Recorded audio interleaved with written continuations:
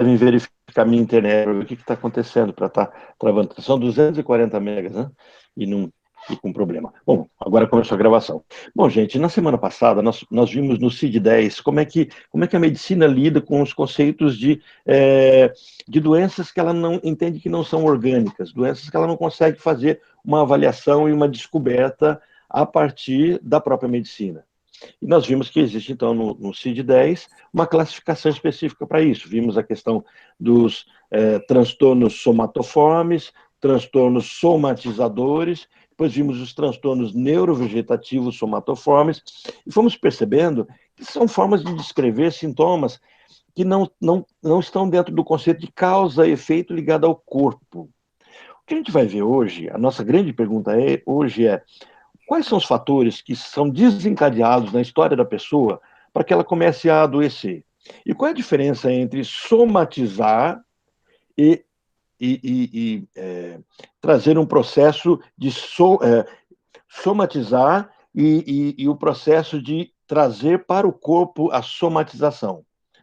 A diferença entre somatização e psicossomática, basicamente isso. Então, a gente vai começar por essa pergunta, começando a responder um pouquinho o que é isso. Olha só, a doença, essa é de Freud, né? A doença é, antes de tudo, cultural.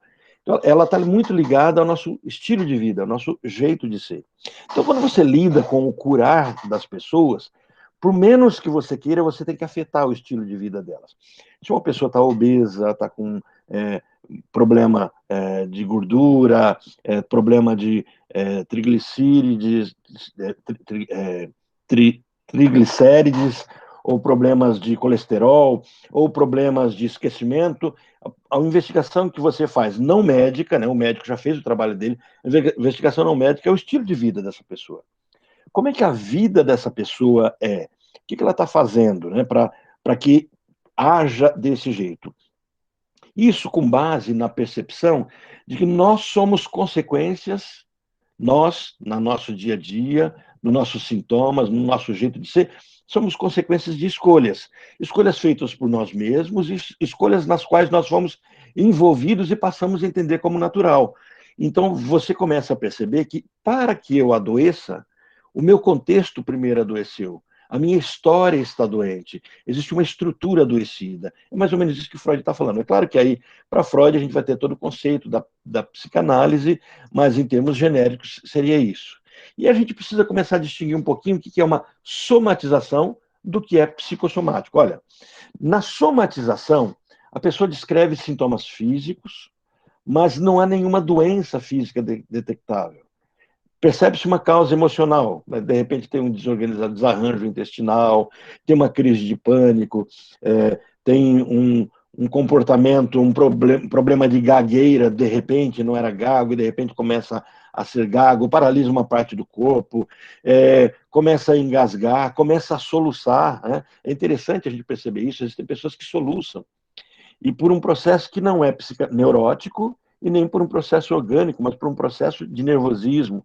Algumas pessoas travam e começam a repetir os mesmos gestos, as mesmas cenas, e elas não conseguem sair desse bloqueio. Né? Um exemplo de somatização, então, seria o que ocorre com pessoas com quadro de síndrome de pânico.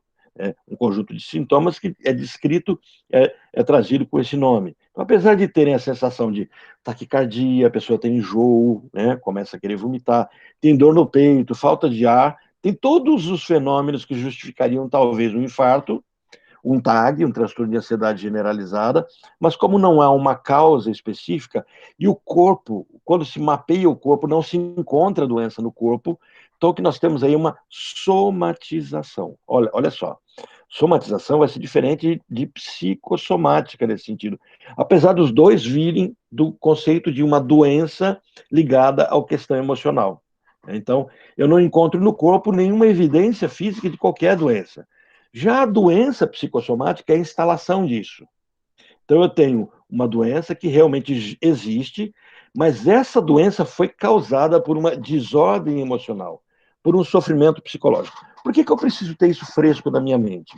Porque eu vou perceber que algumas técnicas que vocês vão aprender a utilizar, algumas tratam de somatização e algumas tratam de doenças psicossomáticas.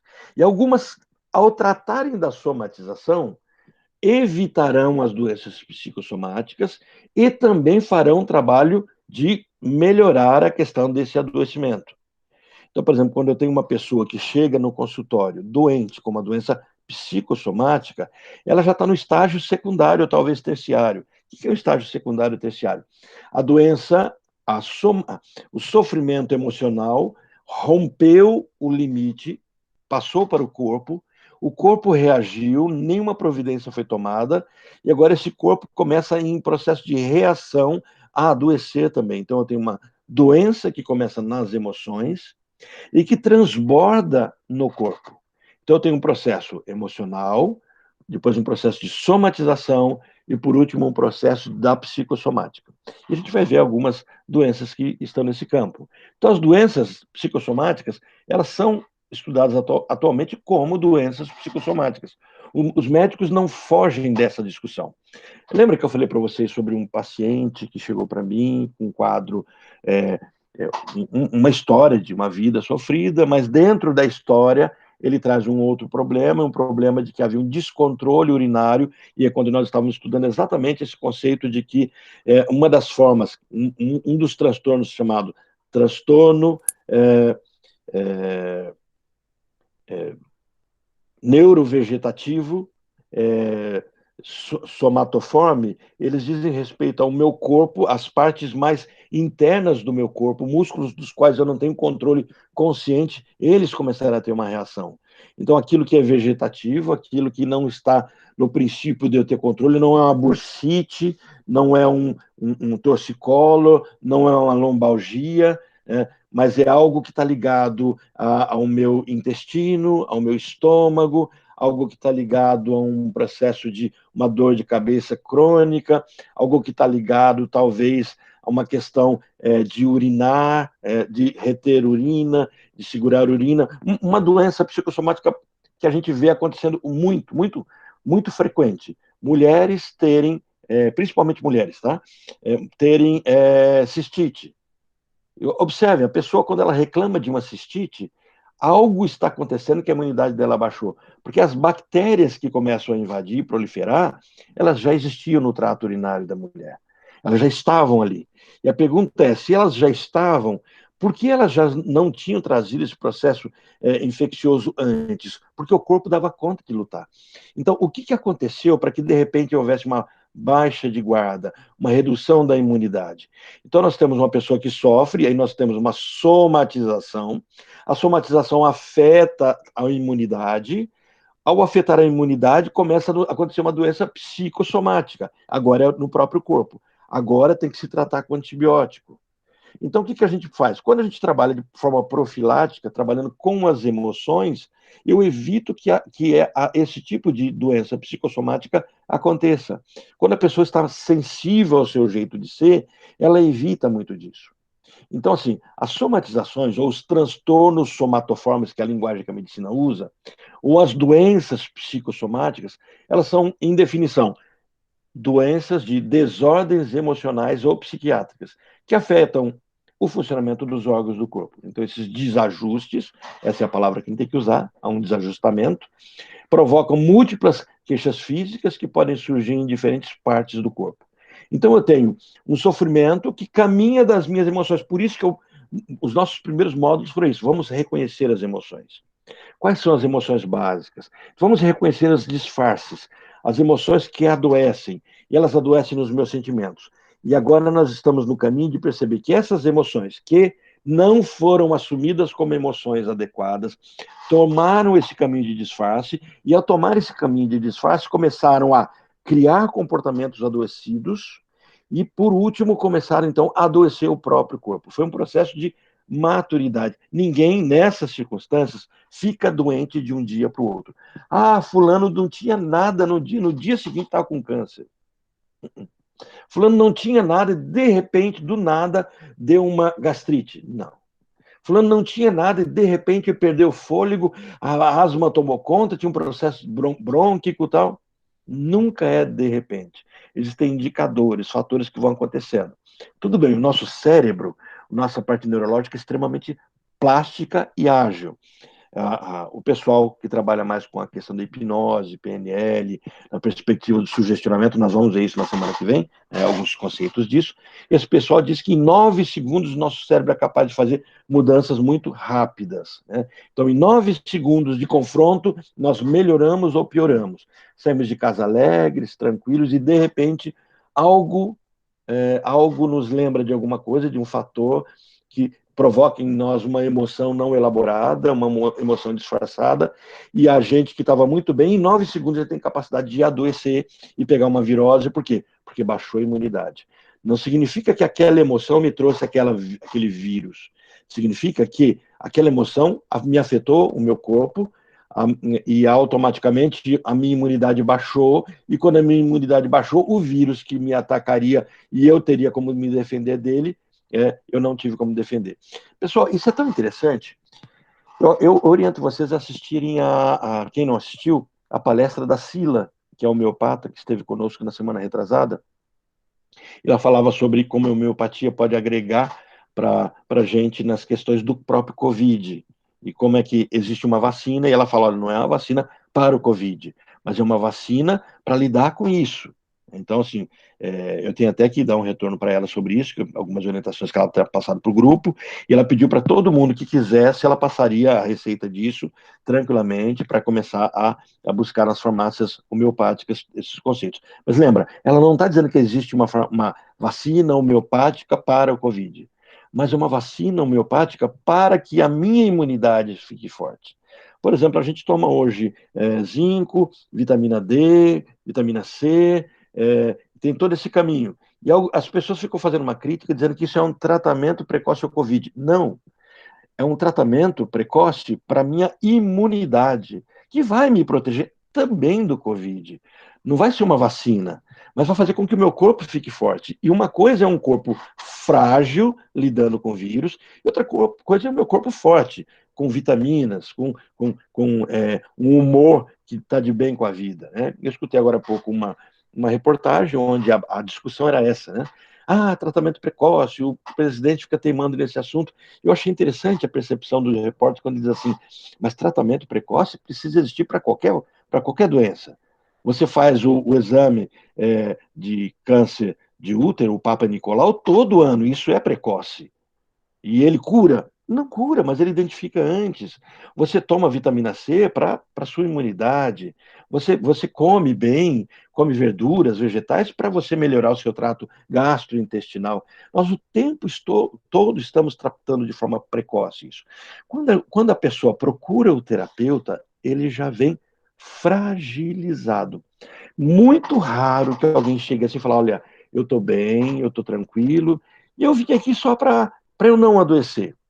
Tem pessoas que fazem isso? Tem pessoas que fazem isso.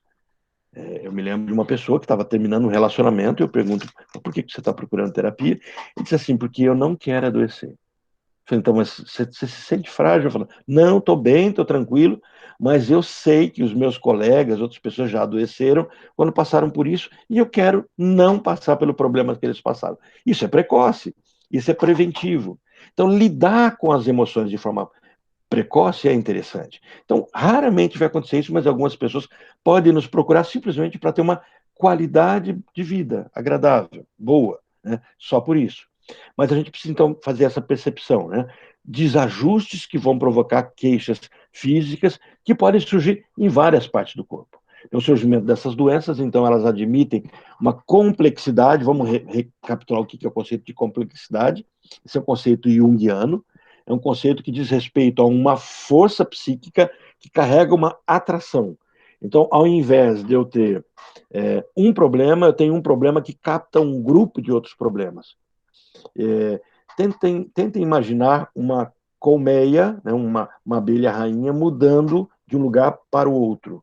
Vocês percebem aquele grupo de abelhas caminhando com ela, e ela vai e muda para um outro lugar, e ali ela começa a colmeia dela. Eu me lembro uma vez que eu estava num hotel fazenda, estava a cavalo, e estava eu, minha esposa, cada um num cavalo, e minha filha tinha 3 aninhos, estava comigo no colo. De repente, um garoto que estava conosco, né, levando a gente pelo hotel fazenda, pediu para a gente ficar quieto, abaixar a cabeça e ficar bem calmo. E eu levei um susto, por quê?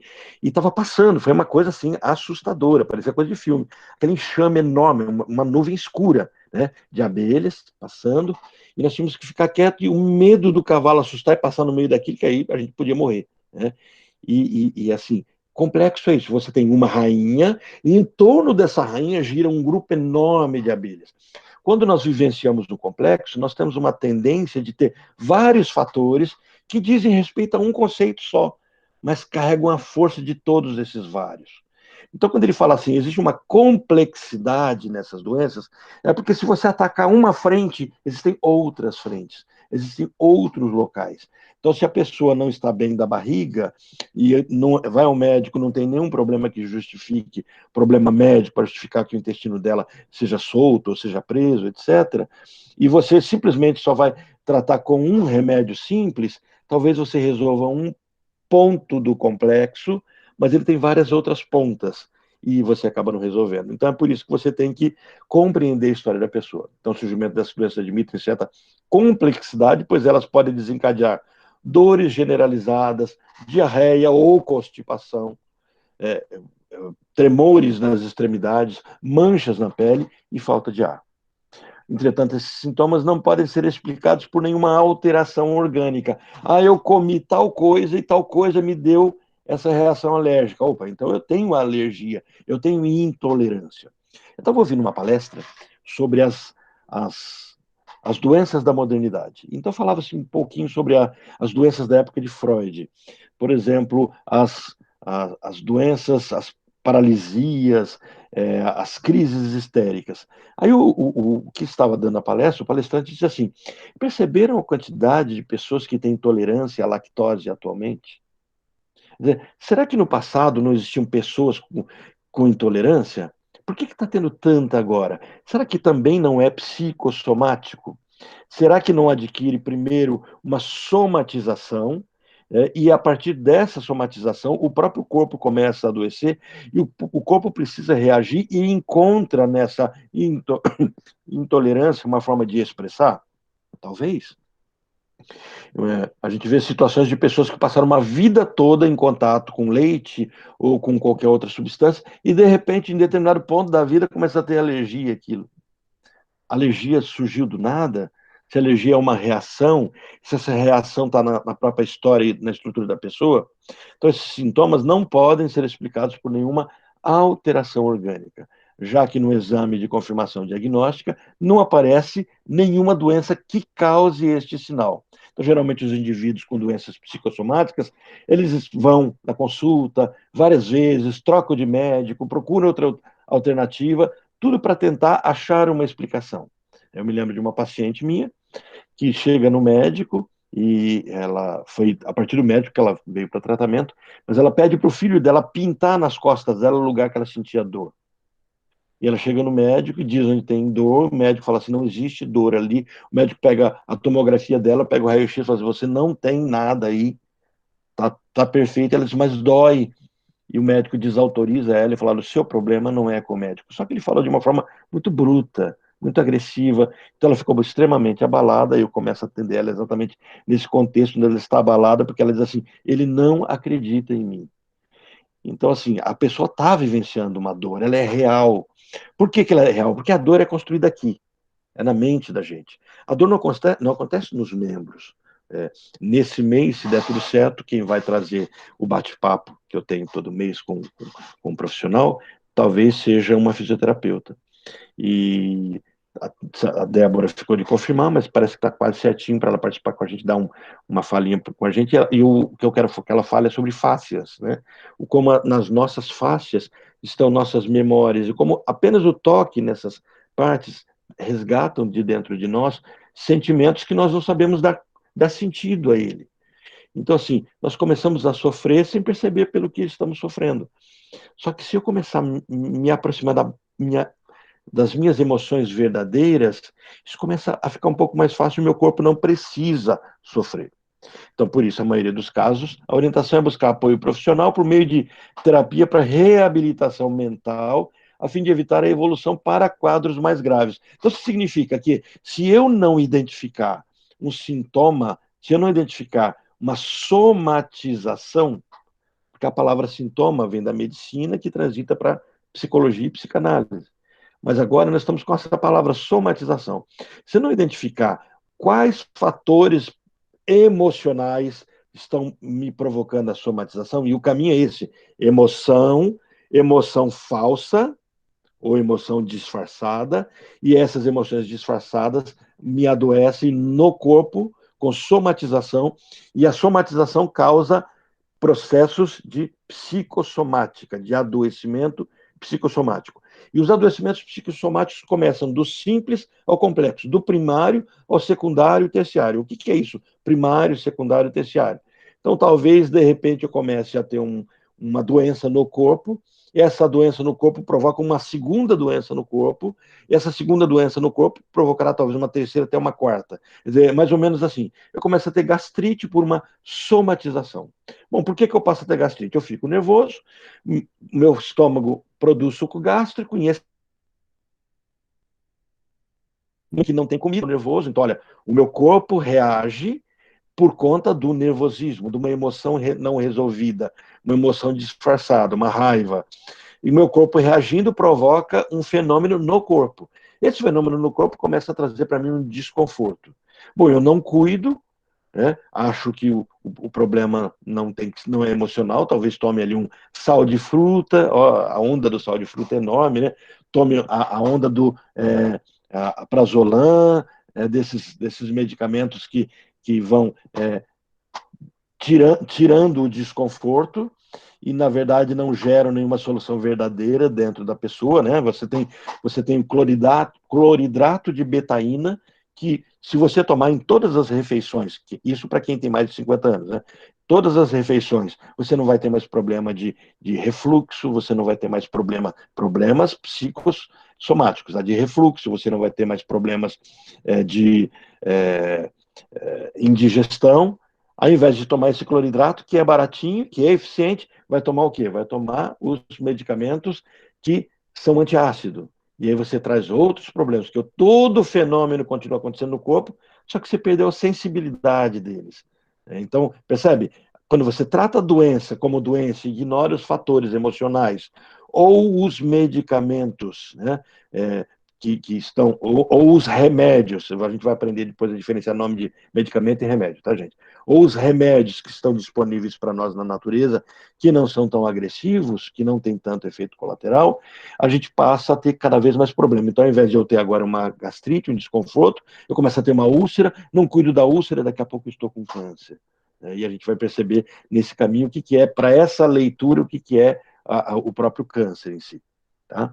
Então, essas características típicas, geralmente os médicos têm muita dificuldade em diagnosticar a causa dessa desordem. Por isso, a maioria dos casos, a orientação é buscar apoio profissional. Para quê? Para tentar ver o que está acontecendo na cabeça. Aí vem a pergunta, joia, qual que é a origem, então, dessas doenças? Eu já entendi o que é somatização. Somatização é um desconforto que é gerado por conta das minhas emoções. Eu tenho uma emoção disfarce, uma emoção errada, uma emoção que não é elaborada. Então, essas emoções são sentidas agora no meu corpo. Pense numa teia de aranha presa nas partes das paredes, né? Do canto de parede, a teia de aranha está presa nas duas paredes e faz aquela teia, aquela cama. Então, tentem imaginar que tudo que eu coloco na teia de aranha, um inseto que cai num canto da teia, é sentido na outra ponta, porque ela vibra. Então, quando a minha emoção me afeta, ela não afeta só um ponto, ela me afeta eu como um todo, porque eu sou um sistema, eu vibro junto. Por isso que eu passei para vocês na semana passada aquele vídeo sobre a água. Não sei se vocês tiveram um tempinho de assistir, tanto o filme que mostra esse. Esqueci o nome do filme agora, mas acho que eu coloquei no grupo para vocês. Quem somos nós? Alguém assistiu o filme? Eu assisti, muito bom. Muito bom, né? Mais alguém assistiu? Só a Olga, Ed conseguiu assistir, Ana. Eu assisti, Orlando, já tinha Eu assistido já há assisti um tempo também. atrás. Bem legal. Que ótimo. Porque ele é um filme que apresenta muito disso. Existe um sistema, e quando você afeta você, você não afeta uma parte sua, você afeta o sistema como um todo. E aí você vem esse processo que a gente chama de somatização. Essa somatização vai afetar o meu corpo. Aí vem, de onde vem a doença psicossomática? Qual é a origem dela? Olha, a doença a gente já viu que é por desequilíbrio. Começa a haver um desequilíbrio. Isso é a palavra doença. O curioso é que a palavra doença vem do grego chamado patos, patologia, patos. A psicanálise toma o nome patos para referir-se a um processo de angústia, de sofrimento. Só que a palavra patos, na filosofia, então anterior à psicanálise, ela diz respeito à mutabilidade da natureza. A paixão, ela é de seres finitos.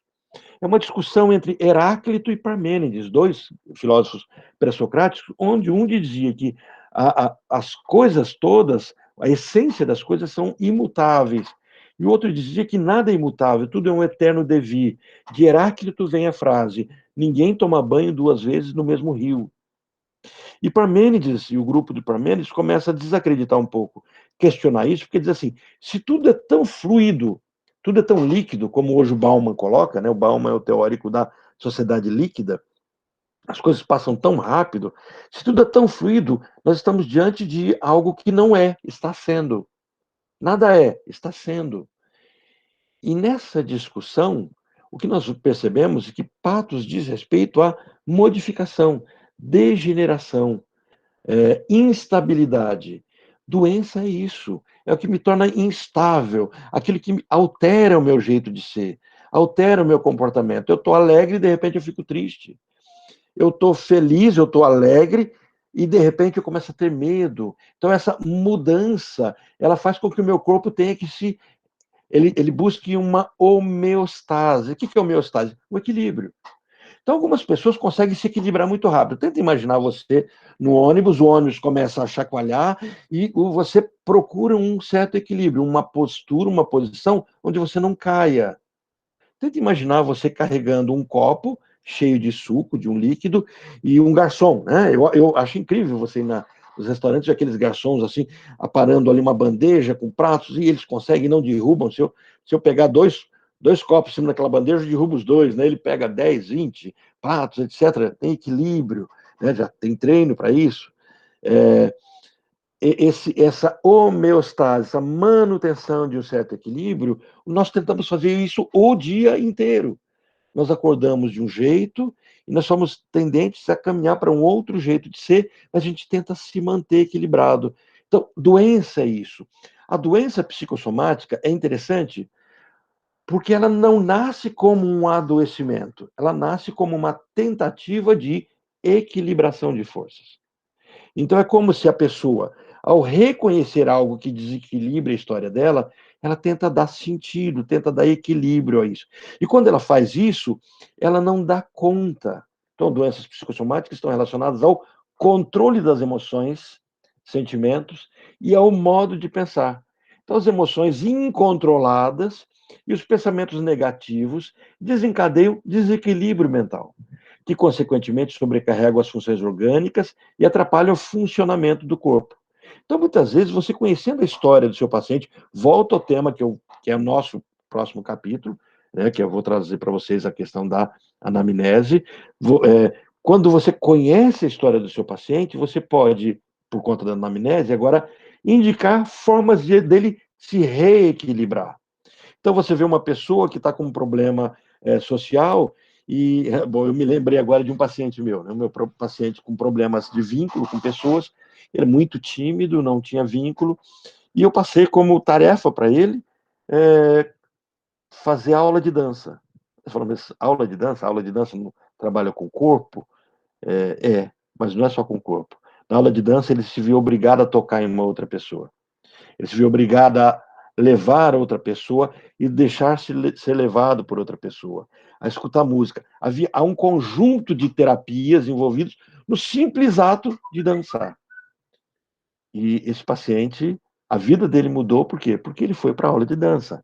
Uma coisinha simples. Então, outro paciente meu, me lembro que ele precisava pensar e precisava fazer atividade, e ele começa a fazer caminhada, pedalada em grupo, e começa a sair com pessoas. Foi a forma como ele foi se equilibrando. Ele trabalhava o dia todo, sem grupos, e ele não conseguia ir para esportes de grupo. Então, se ele fosse para o futebol, ele brigava.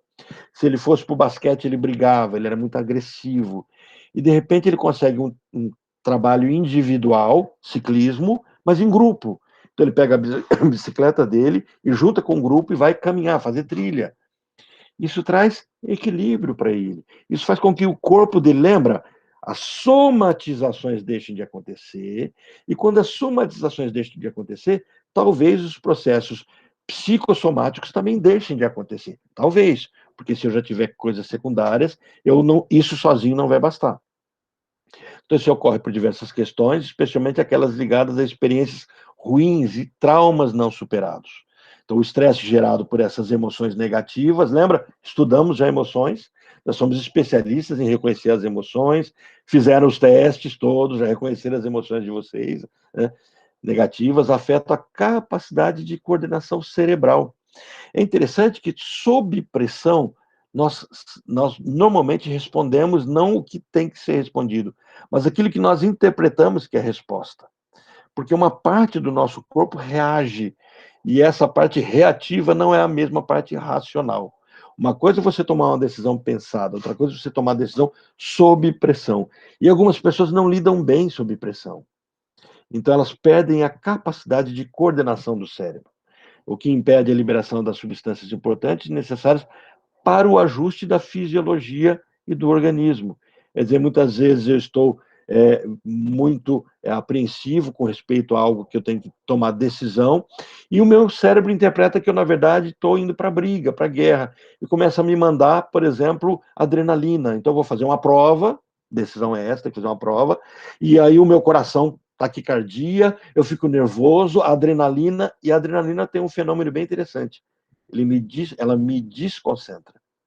Mas na prova eu não preciso de me concentrar, eu preciso chegar na prova, ficar zen, tranquilo, dar conta de ler um questionário, mas eu estou cheio de adrenalina. E aí, quando eu vou fazer adrenalina, eu não consigo me concentrar, o olho não para num ponto só. Por quê? Porque com a adrenalina eu fico extremamente alerta. E ao ficar extremamente alerta, eu não tenho condição de focar num ponto só. Percebe? É o meu corpo reagindo quimicamente e me trazendo um problema psicológico. Então, eu tenho o psicológico, que provoca uma somatização, que provoca um outro problema psicológico. Então, vira uma bola de neve. E a gente precisa desvendar essa bola que começa a acontecer com o paciente. Então, a somatização desses fatores, quer dizer, trazer para o meu corpo tudo isso, de ordem emocional e física, vai resultar num ciclo vicioso. Sabe aquela brincadeira? Tostines vende mais porque é fresquinho, ou ele é fresquinho porque vende mais? Então, assim, a gente não sabe mais onde é que a coisa começou. É um ciclo vicioso que se manifesta por meio de dores, de múltiplas doenças físicas. Se não adequadamente tratados, essas complicações podem evoluir gradativamente, aquilo que eu falei para vocês. É primário, é somatização, é um adoecimento primário, vira um secundário, vira um terciário, e daí a pessoa não sabe mais o que desencadeou o adoecimento dela. Essas complicações vão evoluindo gradativamente e comprometem a saúde do indivíduo de forma cada vez mais intensa. Lembra que eu falei para vocês, lembrei agora há pouco do paciente, comecei a falar dele, depois recuei para outro assunto, e ele chega para mim, ele está com um problema no trato urinário. Eu pergunto para ele há quanto tempo? Ele diz 17 anos. Há 17 anos atrás, ele começa a ter um problema de ir 2, 3 vezes por noite ao banheiro. Ele sai e ele tem que ir ao banheiro várias vezes. Trato urinário. Vai ao médico, não tem nada. Vai ao outro médico, não tem nada. Faz exames, não tem nada. Até que ele pega um médico um pouquinho louco, e o médico resolve abrir ele, né? Falar, olha, tem 3 possibilidades: próstata, bexiga ou ureta. Então vamos por eliminatória, porque eu não achei nada. Vamos mexer na próstata. Bagunçou a vida dele. Trouxe outros problemas. Bom, agora o que eu posso fazer com ele na terapia? Já que o corpo dele está um pouco danificado. Mas não é só, o corpo danificado vai cicatrizar, ele está tomando antibiótico, vai ter esse processo de cicatrização. Então, lembra, eu não tenho mais só somatização, eu não tenho mais primário, eu já não tenho mais secundário, eu já estou no terciário. Por quê? Porque agora o médico, ao tentar curá-lo, estragou mais ele. Porque agora ele tem um outro problema. Ele tem um problema de que, por exemplo, cada vez que ele vai ejacular, não tem ejaculação, porque mexeu na próstata dele. Então ele criou um outro bloqueio, e talvez esse bloqueio comece a trazer problema de impotência, que mexer na próstata, por natureza, já pode trazer esse problema. Já que ele não teve esse problema, agora ele vai ter um problema psicológico ligado a isso. Eu me lembro de tratar de um paciente, isso lá em Brasília, ainda o paciente me procura, quem encaminha ele é a esposa dele, e ele está há 1 ano sem fazer sexo com a esposa, sem relação sexual. E todo o processo era por medo. Ele, uma vez, muito cansado, foi fazer sexo com a esposa, não conseguiu, ficou com medo de tentar de novo e nunca mais, não conseguir. Então ele começava a dizer que ele estava com problema. Ele não estava com problema. Eu tinha por que saber que ele não estava com problema. Ele se masturbava, ele sentia desejo, ele tinha ereção. Todo o fenômeno natural acontecia com ele, mas ele não procurava a esposa porque ele tinha medo. Medo, a emoção de disfarce virou ansiedade, virou pânico. Agora poderia alterar, já começava a trazer um processo secundário, terciário, ele começava a se ver impotente. Um outro paciente, há um tempo atrás, eu atendendo aqui em Londrina, ele reclama de ejaculação precoce, problemas também ligados à sexualidade, e passa meses sem procurar esposa, isso num contexto onde eles estão se planejando ter filho, a mulher iria engravidar. A mulher começa a se sentir rejeitada, ele começa a se sentir impotente, e isso começa a adquirir um processo não mais primário, mas secundário. E aí ele começa a procurar médico para tratamentos ligados à impotência, isso diante de uma pessoa que não tem impotência, que não tem nenhum problema. Todo o processo dele era descontrole emocional. Uma pessoa extremamente detalhista, extremamente controladora, vivendo sob um estresse enorme e com fantasmas de história. Tudo bem que é de campo psicanalítico, ele foi meu paciente em psicanálise, mas ele trazia uma história, por um acaso, que ele não percebia. Olha, uma coisa tão óbvia, você fala assim, não é possível que ele não percebia, mas a esposa dele tinha o nome da ex-namorada dele que o traiu. E quando a gente faz uma dinâmicazinha simples, que vocês vão aprender quando a gente fizer a parte das hipnoses, uma dinâmicazinha simples de trazer duas memórias à tona, ele começa a confundir a imagem das duas, é quando ele percebe, é aí que ele fala assim, nossa, eu nunca tinha nem me tocado, mas elas têm o mesmo nome. E na memória dele, quando ele traz as duas imagens, elas se fundem e ele não consegue mais distinguir na mente dele uma pessoa de outra. Quer dizer, cada vez que ele se aproximava da esposa dele, inconscientemente vinha o fantasma de alguém que o traiu e que ele amou tanto. Então, na verdade, nós tínhamos uma emoção falsa, disfarçada, mágoa, raiva, ódio, tristeza, tudo ali muito misturado, vira um complexo que começava agora a atingir o corpo e que, se ele não cuidasse, iria atingir o corpo de uma forma psicossomática. Já estava caminhando para isso. Então, nós entramos agora na questão da discussão de fatores que vão exercer influência considerável na origem da doença psicossomática. Olha, saímos dos conceitos de somatização, espero que vocês tenham compreendido bem o que é uma somatização, emoção, que agora começa a se resolver no corpo, e entramos naquilo que vai influenciar bem a doença psicossomática. Quer dizer, o que faz com que o meu paciente adoeça, procure o médico, e o médico descubra que ele não tem nada, e ele continua doente? Olha, alguns fatores, e são vários, né? Nós podemos verificar aqui. Herança familiar. Então, uma família ansiosa, uma família fria, uma família com segredos. Herança familiar é algo que está vindo de trás para frente. Quando vocês fizerem sistêmica e trabalhar a questão de constelação, essa percepção toda, vocês perceber que a história da família influencia tudo. Qual é o meu papel nessa família? Eu estava hoje atendendo uma paciente, e uma paciente sofrendo intensamente porque os pais estão vivendo um problema. Então, cada vez que essa pessoa encontra com o pai e com a mãe, o pai e a mãe estão em confronto, ela chora e ela não sabe o que fazer. Isso é uma jovem que tem uma vida pela frente. E aí, quando eu pedia para ela assim, quantifica o seu bem-estar hoje? De 0 a 10, quanto? Ela disse assim, olha, 9. Quando ela veio para mim, ela estava com 4, né, há um tempo atrás. 9. Eu falei, mas por que 9? Por que não 10? O que está impedindo que você esteja muito bem? E ela trazia meus pais, e aí conta a história dos pais. E todo o processo foi de trazê-la, de levá-la à percepção de que ela só tem um papel na relação com os pais: ser filha. Só isso. E ser filha é ser aquele que não pretende resolver o problema dos pais. Gente, isso é muito complicado. Isso é super simples de se falar. Mas se você vê seus pais brigando, se confrontando, a tendência é você se igualar a eles para ir apartar a briga, discutir, resolver isso. Eu não estou dizendo que os filhos não tenham que se envolver em alguns confrontos, mas os filhos têm que se envolver no papel de filhos, e nunca no papel de iguais, e nunca no papel de pares, né? De parceiro. Filho é filho, pai é pai. O olhar é diferente. Eu me lembro de uma outra paciente minha que, quando pede socorro aos familiares, eu acho que eu contei isso para vocês, né? Que ela senta-se no chão para poder olhar a família de baixo para cima. Eu perguntei assim, por que você se sentou? Eu falei, porque eu queria olhá-los de baixo para cima, para reconhecer neles pessoas que iam me socorrer. Então, assim, o olhar do filho é assim, o olhar do pai é assim. Então, herança familiar, como é que a família se comporta?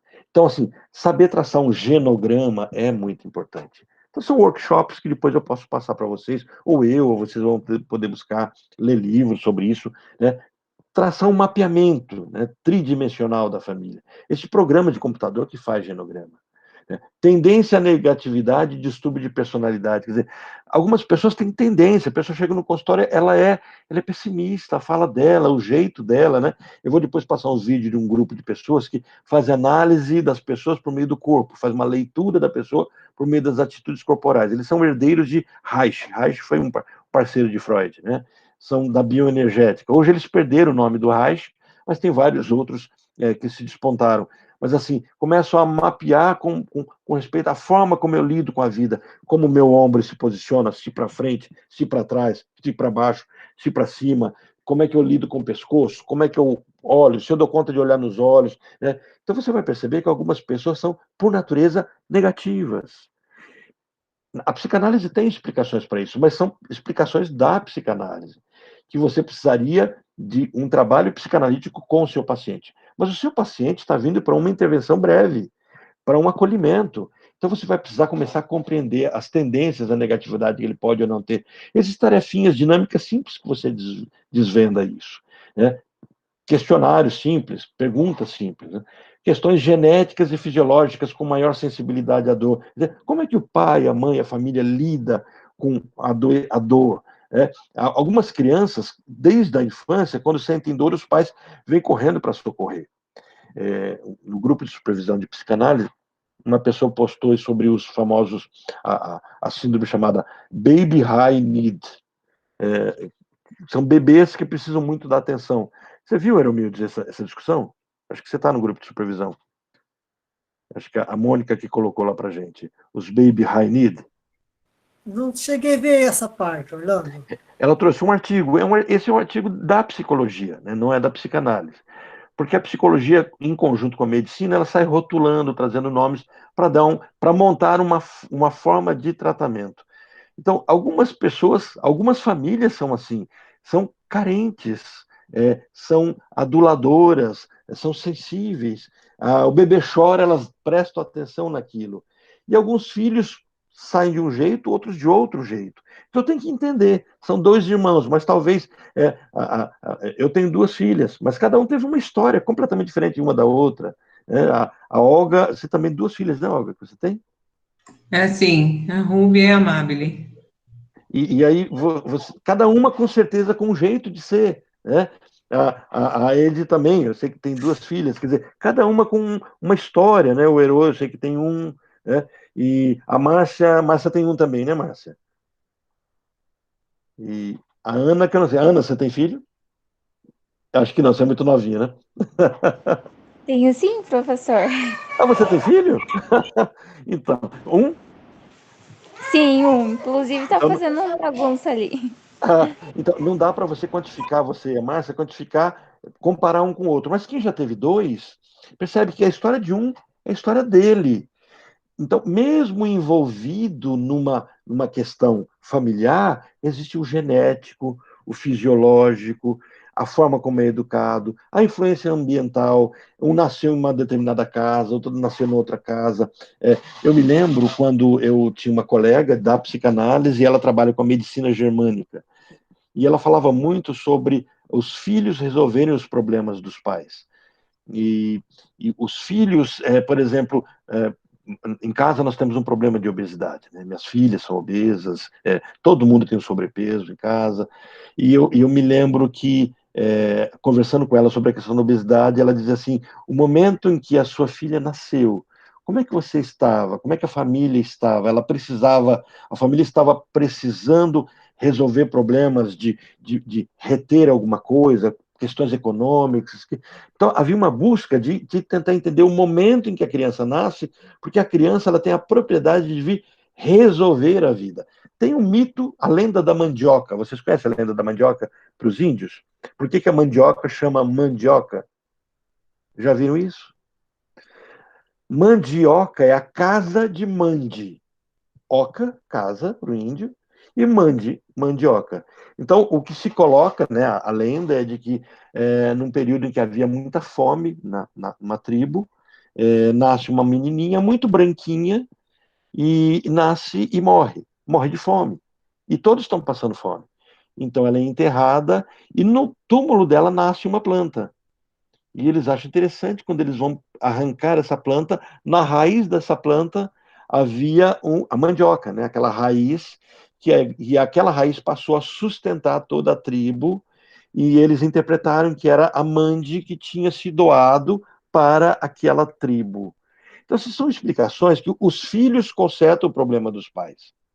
Então, sempre isso está dentro da memória da sociedade. Os filhos vêm resolver problemas. Isso é interessante porque normalmente os pais querem consertar suas próprias histórias dos filhos. Quer dizer, é mais ou menos assim: o pai fez uma besteira, não quer que seus filhos façam a mesma besteira. E é interessante que os pais falam isso para os filhos. E os filhos morrem de raiva. Olha, eu não tive essa oportunidade que você está tendo. Essa forma de falar é clássica. E ela é terrível. Olha, no meu tempo, se o meu pai tivesse feito isso para mim, ou minha mãe tivesse feito isso para mim. E aí o seu filho talvez não responda por educação, mas ele diz, mas eu não quero. Né? Então, assim, nós temos a tendência de consertar nossa história nos filhos. E os nossos filhos farão as mesmas coisas com os filhos dele. É uma tendência. Então, a gente tem que ver como é que é a influência ambiental, né?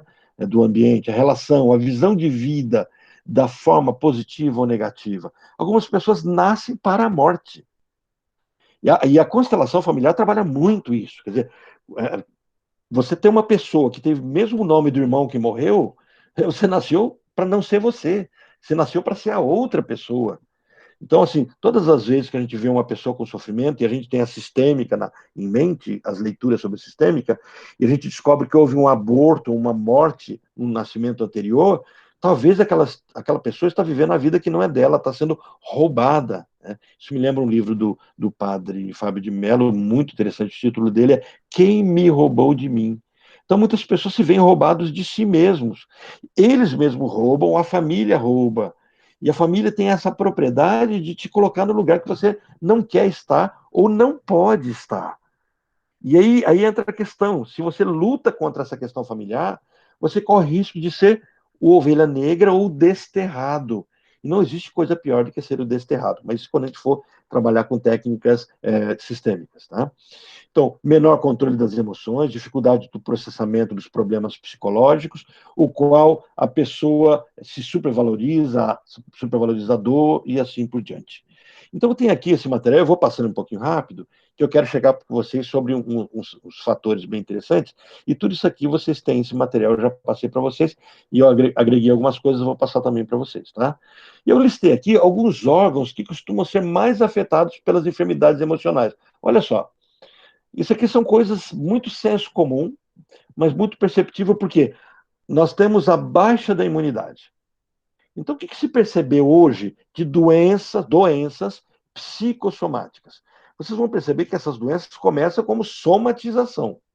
Você vai numa festa, naquela festa você volta um pouquinho resfriado, só um pouquinho, e de repente você está gripado. Então, a sua imunidade baixou na festa. O que aconteceu antes da festa, o que aconteceu na festa? Que o seu corpo precisou permitir que você adoecesse. Baixou a guarda. Então, assim, os vírus estão aí o tempo todo. As pessoas estão espirrando, expelindo vírus para tudo quanto é lado. Por que que você passa uma vez por esse vírus e não acontece nada, depois você passa de novo e acontece alguma coisa? Né? Isso diz respeito ao Covid? Bom, até onde eu sei, o Covid também é um vírus. Eu não estou dizendo, não sou doido de dizer que o Covid é psicossomático, mas também é. Mas também é. Por quê? Minha imunidade baixa. Então, todas as vezes que você se perceber com a imunidade baixa, você não está bem, você discutiu com alguém, não é hora de estar num grupo de pessoas. Por quê? Porque se a sua imunidade está baixa, você está mais tendente a pegar algum vírus. E quando é que você sabe que você está com imunidade baixa? Observem em vocês. Todas as vezes, todos nós temos um ponto de impacto. Todos nós temos um ponto que a gente vai chamar de fraco, e na verdade é o ponto forte. Alguns têm o estômago, alguns têm o intestino, alguns têm a pele. Então, algumas pessoas começam a não estar bem, sai uma herpes na boca. Ou não está muito bem, sai uma micose. Ou não está muito bem, estouram espinhas. Começa a ter brotoejas. Começam a ter urticária. Eu tinha uma paciente que bastava ela discutir com alguém, ela ficava cheia de urticária. Então, assim, urticária. Outras pessoas começam a ter refluxo. Esses são pontos de contato. Então, nós temos pontos de contato. Ó, um grupo, derme, pele. O que pode surgir? Mancha, coceira, irritação, bolha ou formigamento. Está tudo dentro da derme. Né? Cabelos caem. Estou estressado, cabelo cai. Aí vai lá no médico, o médico faz fortificante para o cabelo. Não tem que fortificar o cabelo, ele não está caindo porque ele está fraco. Ele está caindo porque a pessoa está estressada. Vamos cuidar da emoção dessa pessoa. Tem uma paciente que começou a ter queda de cabelo, saiu de um processo muito sofrido, de um rompimento de relacionamento, foi para o dermatologista, o que ele passou? Aqueles shampoos assim caríssimos, super caros, para cuidar do cabelo da pessoa. E ela só estava precisando de ou um antidepressivo, uma vitamina para lidar com a questão da felicidade, é ali todo um complexo B, né, para lidar com isso. E isso, claro, que fortificaria também o cabelo. Mas não, isso não dá dinheiro. Né? Então, derme é o meu ponto de contato. Região íntima, olha, coceiras, inflamações, o próprio odor, a impotência, a redução do desejo sexual, as alterações de ciclo menstrual. As pessoas ficam nervosas, as mulheres ficam nervosas, o ciclo atrasa, o ciclo vem fora de hora. Percebe? O corpo está reagindo. Isso não é doença, isso é somatização. Aparelho digestório, né? Toda essa dor, queimação no estômago, dor no estômago, ânsia de vômito acompanhada de visão turva, gastrite, úlcera gástrica, constipação. Percebe? Por que eu preciso, quando o paciente me traz esses sintomas, perguntar: você já foi ao médico? Porque a pessoa pode estar com uma doença de fato. Então ela chega ali, ela está com uma úlcera, e você começa a tratar dela como se ela tivesse uma gastrite nervosa, um problema, e ela está com úlcera, e você piora, porque a doença já chegou num nível que não tem como ser tratado só com técnicas terapêuticas. Eu me lembro de uma paciente que chega para mim com crise asmática. Ela ia falar comigo, cada vez que ela ia falar, ela tinha que levantar, ela deitava, por exemplo, no divã, e ela ia falar comigo, ela levantava, fazia... Aí falava um pouquinho, depois ela... Quer dizer, essa pessoa precisava usar a bombinha, ela precisava ir para o médico, ela precisava de medicamentos, de corticoides. Por quê? Ela já estava em crise. E não tem, em algumas situações, você não tira mais ela da crise. Por quê? Porque você já não tem mais uma somatização. Você já tem o psicossomático em estágio terciário. O pulmão dela, o diafragma dela já está machucado, está dolorido. Então já não é mais a emoção que está fazendo aquilo. O corpo dela já reagiu. Então, a gente tem que ter essa percepção. Garganta, né? Queixas de nó na garganta. Nossa, eu tenho um nó na garganta. Parece que o negócio está aqui, quer sair, parece que eu tenho uma bola. Isso a gente ouve muito, tá, gente? Não é pouco, não. Eu já ouvi de inúmeros pacientes. Nossa, eu cheguei no consultório e estava com uma coisa bloqueada aqui. Irritação. E aí eu me lembro de uma paciente que determinada sessão, ela fala assim, nossa, você lembra aquele nó na garganta que eu reclamava, que eu nunca mais tive? Sim, eu lembro. Pois é, agora, só de falar no nome de tal pessoa, veio na mesma hora, olha, é o psicossomático, a somatização acontecendo. Irritação na garganta, vermelhidão, edema, amigdalite frequente. Tem a ver com somatização. Pulsões, né? Desculpa, pulmões, né? Apneia do sono, a falta de ar, sensação de sufocamento. Eu me lembro a fala, parece que o meu peito vai estourar, eu não consigo respirar, está me faltando ar. Simulações de graves doenças pulmonares ou cardiovasculares. Articulações e músculos e ossos, né? Tensão, dor muscular, contratura, rigidez articular, dor óssea generalizada, tudo isso, emoção afetando. Coração, fortes dores no peito, acompanhada de angústia, que pode ser confundida com quadros de infarto, palpitação e descontrole da pressão arterial. Até a minha pressão tem picos ou não por conta da minha emoção. Rins e bexiga, dor, queimação ou dificuldade para urinar, gotejamento que pode imitar características de graves doenças urológicas. Meu paciente faz todos os exames, não tem nada. Aí me pega um médico, ao invés de falar, vamos para terapia, vamos fazer análise, vamos fazer terapia, isso tudo vai mudar. Eu falo, não, vamos abrir você. E abriu o rapaz, e agora não tem mais conserto. E tem uma outra colega também, que foi a mesma coisa, abriu, estragou, né? Cortou onde não era para cortar. Sistema nervoso central, né? Constantes dores de cabeça, distúrbios visuais, alteração no equilíbrio, aumento ou redução da sensibilidade, comprometimento da motricidade. Então, imagina, a pessoa começa a ter zumbido no ouvido. Vai no otorrino, o que o otorrino fala? Olha o ouvido e fala, vamos tomar um remédio, tal, mas está tudo ok. Ó, se ele disse que está tudo aqui, ok, e você toma um medicamento, aquele medicamento não vai consertar o que não está estragado. Zumbido no ouvido sem uma causa fisiológica, real, orgânica, ele diz respeito, ele tem um sentido psicossomático. Há um desequilíbrio acontecendo. Existem florais que lidam muito bem com isso. Eu tenho pacientes que me relatavam zumbido no ouvido, em alguns dias tomando floral, o zumbido foi embora. E o floral não tem nada de química, é energia sutil. Como é que isso se resolveu? Eu percebo que quando eu estou um pouco tenso e eu tomo o meu floral, eu tenho um floral que eu tomo todos os dias, chega um ponto da sua história que você descobre qual é o seu floral, eu sinto formigamento, eu pingo floral, você sente formigamento porque está pingando na língua e tem teor alcoólico. Sim, mas tem dia que eu coloco e não sinto nada. E um dia eu não estou muito bem, se eu pingo, eu sinto formigar. Eu tinha uma paciente minha que me liga um dia desesperada, que ela tinha tomado floral, os dedos dela formigavam dos pés, e ela ficou preocupada. Né? O floral é energia, não afeta em nada. Ela falou, será que eu vou morrer? Tomei um veneno? Né? Eu tinha uma paciente que ela tentou se matar, tomou um vidro de Rivotril, aí o pai dela, era uma menina de 15 anos, o pai dela me liga, fala assim, esse remédio que ela tomou é o que você passa para ela? Lembra, quem trabalha com floral nunca dá medicamento, quem dá medicamento é médico, dá um remédio, né? Esse remédio que você passou para ela é o que ela tomou?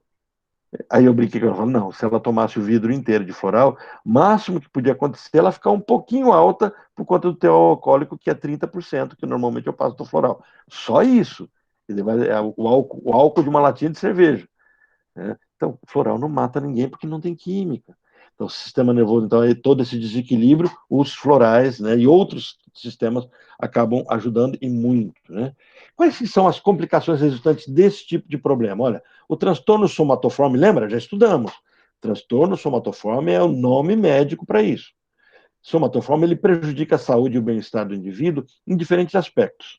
Contudo, ainda que o afetado, a pessoa que está sofrendo, tenha consciência de que o seu problema é de caráter emocional, ele se sente incapaz. Então, ele está passando por tudo aquilo e ele sabe que é emocional, mas ele não tem controle daquilo. E por não ter controle, ele vai trazendo o processo de adoecimento, né? Tão grande, que vai piorando, cada vez vai piorando mais, e alguns chegam ao ponto de tentar se matar. Olha, além do agravante do tentativa de suicídio, olha a listinha que tem aqui. Então, as pessoas, por conta do... Começa a adoecer nas emoções, surge as emoções disfarce. As emoções de disfarce começam a trazer problemas no corpo. Somatização. As somatizações começam a trazer problemas para o corpo. Doenças psicossomáticas. As doenças psicossomáticas não são curadas porque elas não são doenças no corpo. Na matriz dela é emocional. O médico começa a trazer outros medicamentos, outros tratamentos. E a pessoa passa 5, 10, 15, 20, 30 anos se tratando sem nada. Então, algumas pessoas entram no alcoolismo, outros desajustes conjugais ou familiares, uso casual de abuso de drogas ilícitas, troca constante de emprego e desemprego, estado geral da saúde ruim ou pouco saudável, problemas para manter relacionamento afetivo no ambiente de trabalho, dificuldade para lidar com a intercorrência ou a diversidade da vida diária, tendência a outros transtornos mentais, quer dizer, um transtorno vai chamando o outro, e começa a ter como crises de ansiedade, crises depressivas ou outros transtornos de personalidade. Era só cuidar da emoção. Risco maior para o suicídio induzido pela desmotivação quanto ao futuro e devido à ausência de resposta dos tratamentos contra a depressão, acentuação de dívidas por causa de consultas excessivas, começa a gastar muito dinheiro, e também outro tipo de gasto, muitas vezes gasta para poder ocupar a cabeça com alguma coisa. Essas doenças normalmente atacam onde? Olha, quando se estuda psicossomática, agora as doenças psicossomáticas, você percebe que elas podem, de fato, afetar o aparelho circulatório, infarto, pressão alta, respiratório, bronquite, asma, tudo isso é psicossomático, tá, gente? Aparelho digestivo, gastrite, úlcera, aparelho locomotor, dores musculares, só voltar no digestivo, gastrite, úlcera, esofagite, refluxo, prisão de ventre, tudo está dentro do caminho psicossomático. Dores musculares, aparelho endócrino, aumento ou redução do apetite, como a anorexia e a obesidade, doenças da pele, acne, psoríase, aparelho genital, impotência, frigidez, aparelho reprodutor feminino, alterações da menstruação, menopausa, não gravidez. Não é muito incomum mulheres que não engravidam, aí, por exemplo, começa a trabalhar ou compra um cachorrinho para cuidar do cachorro, ou aceita que não vai engravidar, para de ficar ansioso, e de repente engravida. O que aconteceu? Que o corpo vai no médico para te falar, está tudo perfeito. Câncer, doenças autoimunes. O pessoal da medicina germânica, os médicos têm horror a essa frase, mas eles dizem assim que você faz uma doença. Então, por exemplo, a fala deles é mais ou menos, se a pessoa diz que está com câncer, eles dizem, não, você não está com câncer, você fez um câncer, você construiu um câncer. E eles perguntam, por que você precisou de um câncer? Então, coloca o paciente na autoria da própria doença. Então, isso é medicina germânica, eles trabalham bem esse viés, né? Depois eu vou passar alguns vídeos disso para vocês, só para vocês tomarem, porque a medicina germânica é um curso por si só completo, muito extenso, né? Bem interessante. Então, se um dia vocês gostarem dessa área e quiserem se especializar, é um campo bem interessante, mas ele exige muito de vocês. E é uma formação bem cara. Tá? O pessoal que trabalha com esses temas, eles têm titulação pelo pessoal da Europa, da Alemanha, e aí eles acabam, porque a formação foi muito cara deles, eles acabam também tirando na transferência desse conhecimento. Doenças autoimunes, alteração orgânica ocorre com consequências de processos psicológicos, vice-versa, distúrbios emocionais que desempenham um papel emocionante, transformando as em doenças crônicas, é o que eu chamo para vocês de secundário, depois terciário. Situações desconfortáveis podem gerar outras doenças psicossomáticas. Então, do ponto de vista fisiológico, tudo isso que começa a ser uma resposta transitória passa a ser crônico. Então, assim, a pessoa começa a ter um problema no pulmão que não é real, é só o ar está me faltando. E tem um simbólico também nisso. Tem algo que simboliza. O ar está me faltando. E, de repente, a pessoa está respirando errado. E, de repente, de fato, começa a ter um problema no pulmão. E aí começa a ser crônico. E aí pode ser degenerativo e assim por diante. Mas, gente, aí eu queria chegar nesse ponto aqui. Eu preciso fechar esse capítulo com vocês e precisamos falar isso. Existem pessoas e jeitos de ser que nos fazem, situações que nos fazem nos aproximar dessas soluções de somatização. A gente chama isso de somatizadores. O que são somatizadores? Olha só, a tendência para sentir, conceber ou comunicar os estados ou conteúdos psicológicos, minhas emoções, sob a forma de sensação corporal. Então, nós temos uma tendência de, por exemplo, se eu estou com raiva, eu transmito para o meu corpo essa raiva. Como o meu cérebro não trabalha muito bem com sentimentos, porque o cérebro não é sentimento, ele é uma máquina, né? A minha psique é uma completude, sou eu como um todo. O meu cérebro é parte dessa minha psique, ele é uma parte motora disso, é a parte que comanda racionalmente isso. Então, o que vai acontecer? O meu cérebro precisa, no corpo, exemplificar isso. Então, se eu estou com raiva, eu começo a fabricar bilis, eu começo a fabricar coisas ligadas a esse meu humor raivoso. E quem vai fazer isso? Meu fígado. Então, nós vamos ver um grupo de teóricos que viveram antes de Cristo, século 4, 5 antes de Cristo, que eles começavam a classificar os temperamentos das pessoas. Vocês vão ter um módulo sobre os temperamentos, tá? Os temperamentos das pessoas. E nessa terapia, nessa teoria dos pensamentos, dos temperamentos, o meu corpo começava a expressar sensações corporais ligadas às minhas emoções.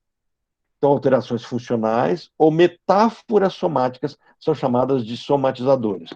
Então, desde a infância, a gente começa a aprender a ficar doente. É interessante, nós não nascemos sabendo como adoecer. Nós começamos tanto a aprender a adoecer, quanto a entender o papel da doença na nossa história. Eu me lembro de uma paciente que na história dela descobriu, eu comentei isso com vocês na outra aula, que ela descobriu que se ela ficasse doente, ela não era abusada. Então o que ela começa a fazer? Todas as vezes que agora ela é adulta, surge um problema, ela adoece. Ela aprendeu que a doença era uma saída. Então a gente aprende o papel da doença. A criança não quer ir para a escola, ela aprende que basta ela passar mal da barriga, do estômago, ter febre e assim por diante. Há uma discrepância, então, entre doença detectável e incapacidade manifesta à procura de validação para a doença. Então, eu tô dodói e eu quero que as pessoas saibam que eu tô dodói. Que pessoas são essas? Minha mãe, meu pai, ó, tô dodói, a criança. E ela começa, o pai, olha, o bebê tá dodói, tadinho, vou comprar remédio. E isso começa a construir uma cultura, um jeito de ser.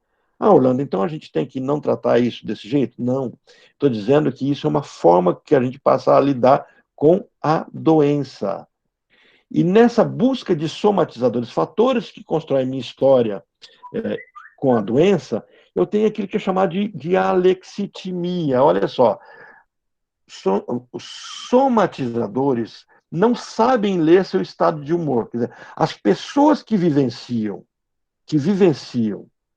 doenças somatizadas, significa que elas não estão sabendo se estão alegres, se estão tristes, se estão com medo, se estão com raiva.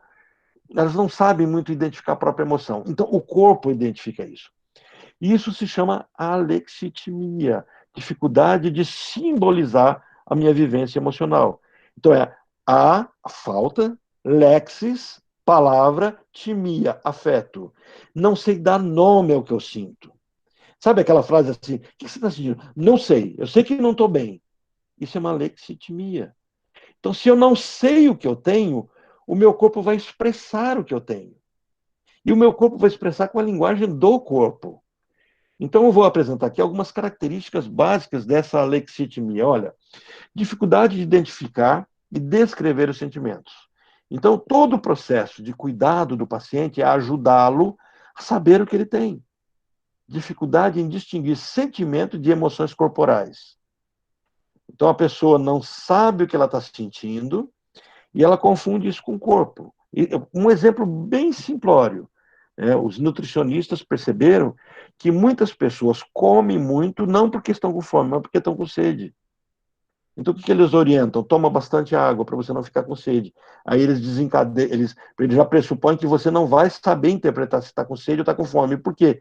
Porque tanto o beber água quanto comer estão ligados às zonas do cérebro ligadas ao prazer. Quando você vai fazer compra, isso os economistas vão orientar. Não vá para o mercado de estômago vazio. Por quê? Porque você vai comprar muito, coisas que você nem precisaria comprar. Porque estão ligadas à fonte do trazer para si. Então, existe dentro de nós uma disfunção nisso, uma alexitimia, uma não leitura do que eu sinto. Tá? Então, dificuldade de distinguir sentimentos e emoções, diminuição da vida imaginativa e do pensamento simbólico. Quer dizer, nós somos muito concretos. Então, nós muitas vezes não ficamos pensando no que sentimos. E nossa sociedade está cheia disso. A gente não pode sentir um pouquinho de estômago vazio, a gente já vai comer. Não sentir uma ligeira sede. Por quê? Porque a água está à mão, a comida está na geladeira, tudo está muito à mão. Então, nós não damos conta de sabermos sentir as coisas. E nós treinamos os nossos filhos a isso. Nós somos treinados, mas menos que os nossos filhos. Os nossos filhos têm uma incapacidade maior ainda. Então nós vivemos uma... Se a nossa geração foi uma geração de alexitímicos, essa geração atual, ela é uma geração que é mais alexitímica ainda, quer dizer, ela não dá conta de lidar com a ausência de. Claro que eu estou falando de uma geração de uma classe média. Nós estamos falando de pessoas que vivem e vivenciam a falta das coisas. Então, essas pessoas muitas vezes nem vão para a terapia porque não têm nem conhecimento do que é isso. Então, acabam enfrentando a vida de uma forma muito cruel. Mas depois, quando elas tiverem condições de vivenciar isso, se estabilizando, elas também acabarão entrando na mesma onda de adoecimento. O estilo cognitivo predominante direcionado para a realidade externa, em detrimento da própria subjetividade, né, da questão somática. Então, nós começamos a ter um estilo de vida que conhece muitas coisas, mas não sabe sentir as coisas. Então, não sente a falta de, não sente a necessidade de, tudo já pensou, tem.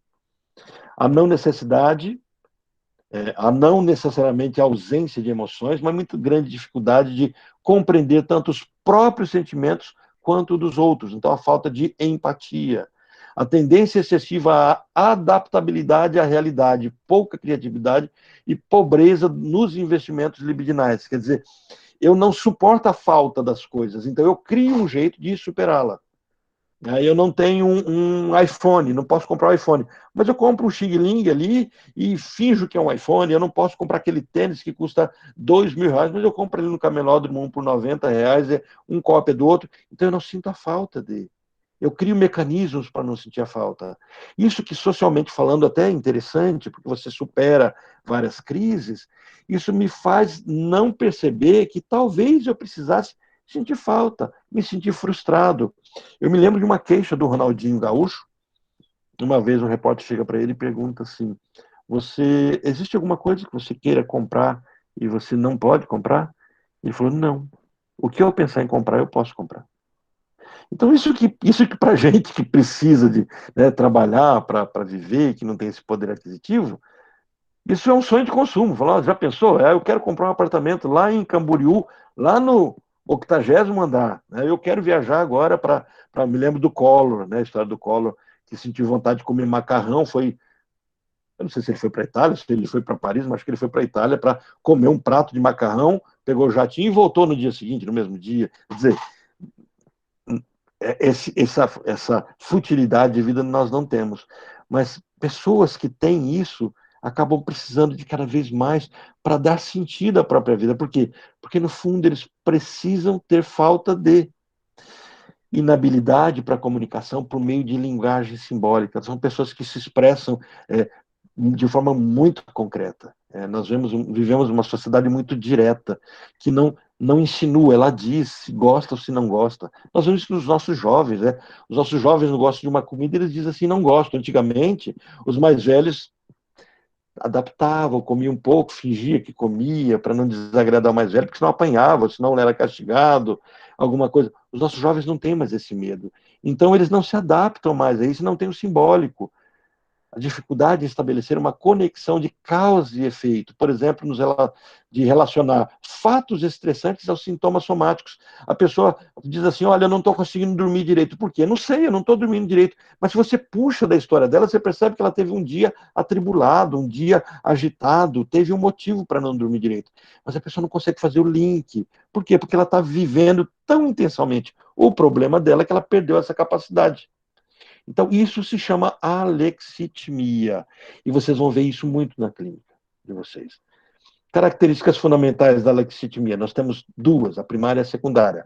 Primeiro, a primária, traço de personalidade, origem constitucional, considerada como um fator predisponente ao desenvolvimento de distúrbios psicossomáticos e psiquiátricos. Então, assim, é o meu jeito de ser. Então, algumas pessoas, por jeito de ser, são alexitímicas, são imediatistas. Sabe aquelas pessoas que tudo é para ontem, tudo tem que se resolver e do jeito dela?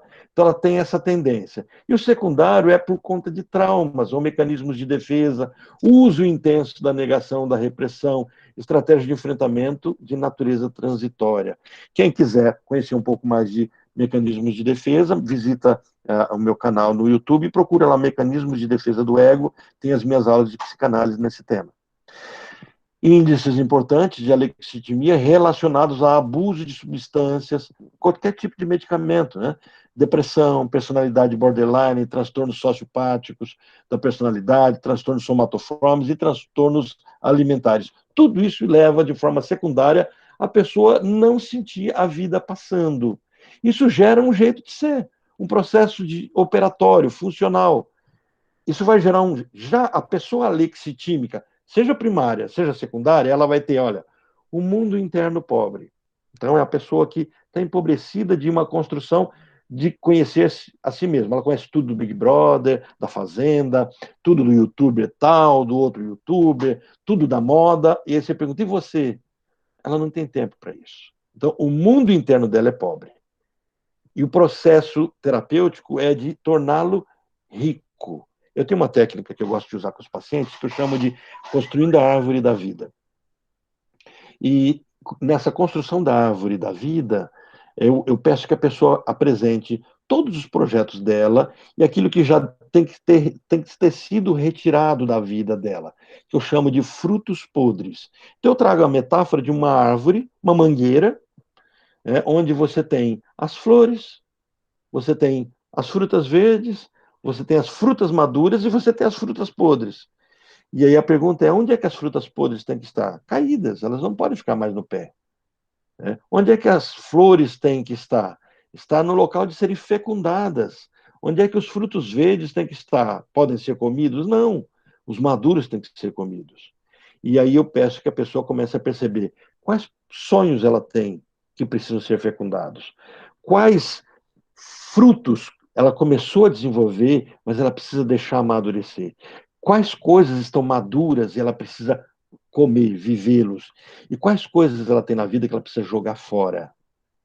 Então, assim, é uma dinâmicazinha tão simples que enriquece o mundo interno da pessoa. Porque essa dinâmica super simples que eu passei para vocês, a maioria das pessoas não pensa nesse formato.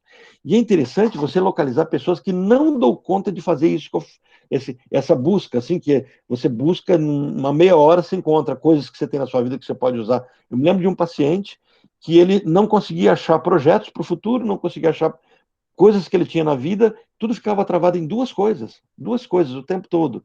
E um mundo interno extremamente pobre. E aí o sofrimento é muito intenso. Qualquer coisa é muito grande. Autoinvestimento do mundo externo, quer dizer, tudo é a minha roupa, a minha grife, o meu grupo, meus amigos, está muito para fora, hiperadaptados, então eles conseguem se viver bem onde estiverem. Só que lá dentro eles não têm contato consigo mesmo. Então eu me lembro de uma reportagem de uma mulher que o repórter está fazendo entrevista com ela, é uma mulher de bem com a vida, e ela trabalhava em dois trabalhos, fazia ginástica, caminhada, sorridente, e aí o repórter fala assim, e a vida sua? Como é que você está?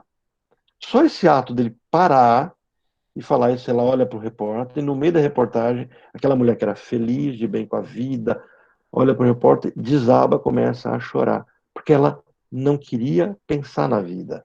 Tem um floral para isso. O floral chama-se agrímone.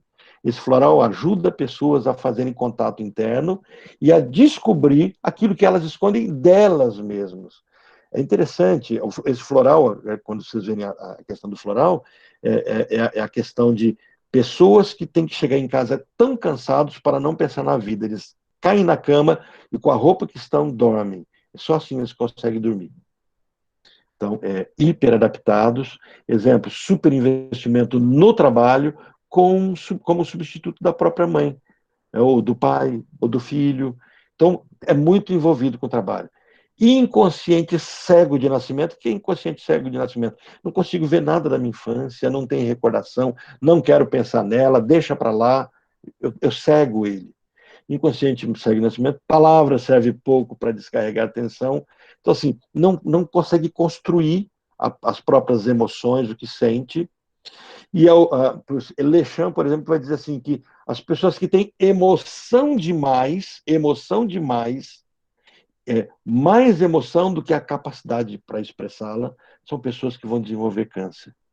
Então, incapacidade de dar vazão aos sentimentos, de deixar que os outros saibam, dificuldade de demonstrar raiva e agressividade em defesa própria. Então, vão retendo, guardando, e aí eles vão querer se matar no próprio corpo. Acham que o outro está certo, e nunca protestam, sempre vão engolindo. Tem um filme chamado Tratamento de Choque, trabalha bem esse conceito, né? Bem interessante.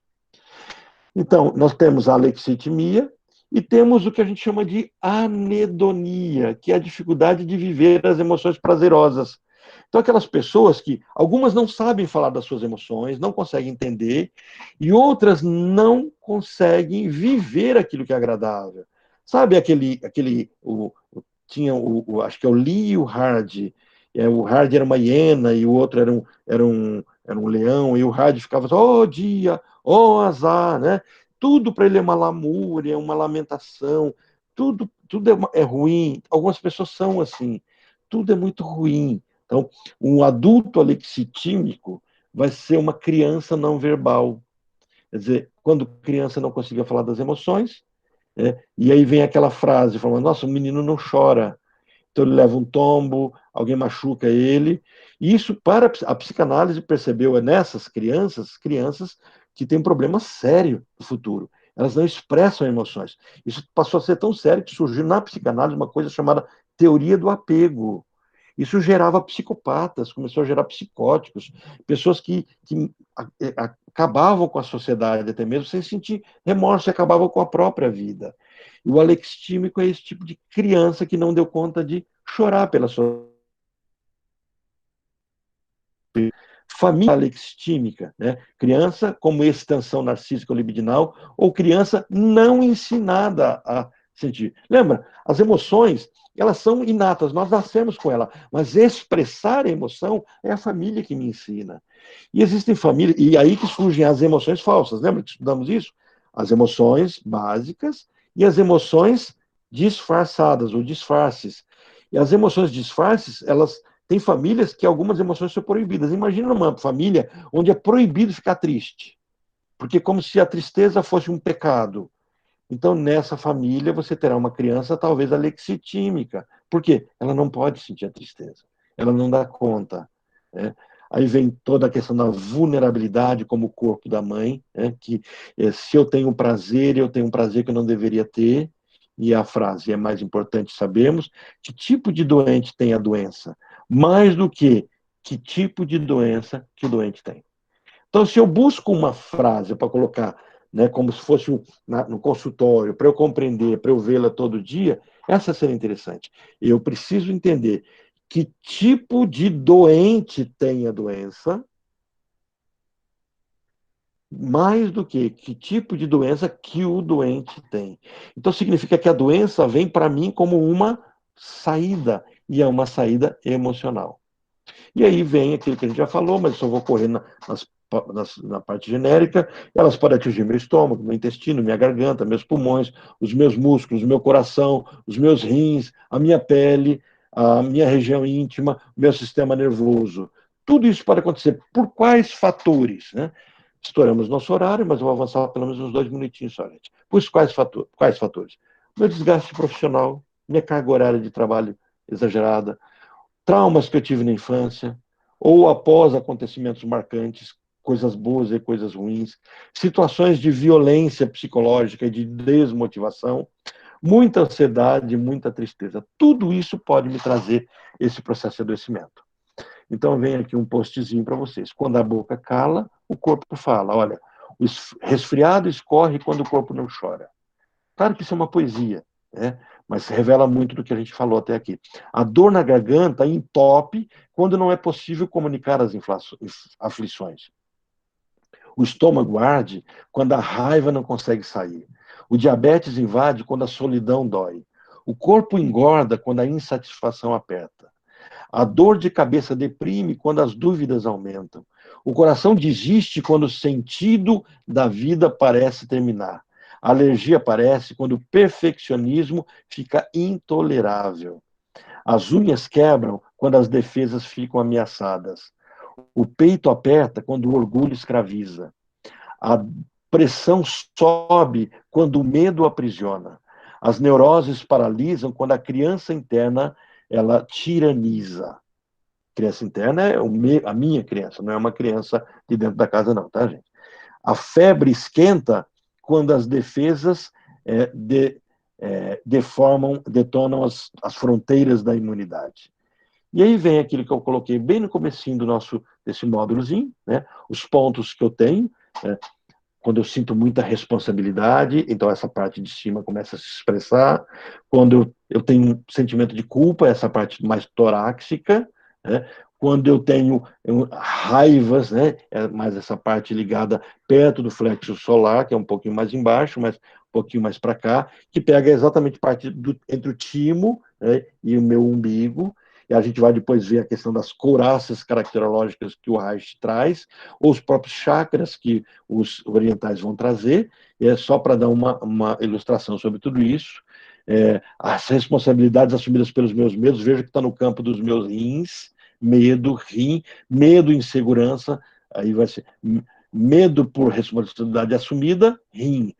Medo por insegurança, essa parte da minha base, onde a minha coluna se assenta ali no meu ilíaco, e aí os jogos de sobrevivência, a pessoa está enfrentando aquilo que pode trazer o processo de aniquilação da própria existência, essa parte do ilíaco, da bacia, e toda essa parte de baixo para a satisfação por necessidade de sobrevivência. Então esse é um mapinha simples, simplório, mas que nos dá um pouquinho de ajuda quando a gente estudar aqui a La Rey, né? A gente vai ver como é que ela colocou isso dentro da coluna. Aqui está o mapa, Olga, que eu tinha falado para você, que veria no finalzinho, e eu vou passar depois o livro digitalizado para vocês.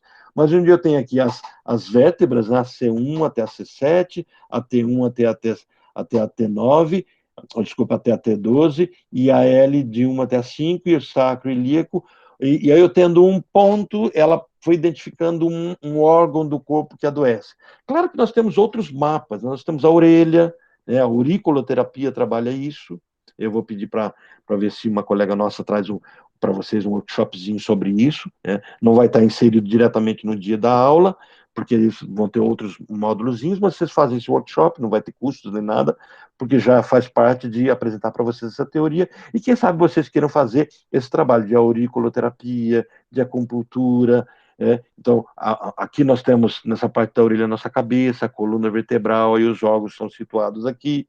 Nós temos a iridologia, onde você, observando os olhos e a íris, você identifica algumas doenças. Nós temos a questão das mãos. O pessoal da medicina germânica, eles fazem uma tomografia cerebral e eles fazem uma análise da tomografia. Então, uma colega minha que mexe com isso, ela já tem um pedido de um médico, você vai lá no consultório dela, ela já entrega para você fazer a tomografia, e aí ela faz uma análise da tomografia para perceber o adoecimento, e assim por diante. E aqui um outro mapinha, né? A coluna vertebral. Então, por exemplo, nós temos aqui dores de cabeça, tá ligada a C1, né? Por exemplo, eu tive um impacto forte na L5, e onde eu tinha os processos de adoecimento. Olha lá, L5, problemas circulatórios em pernas, tornozelos e pés. É como ele vai refletindo.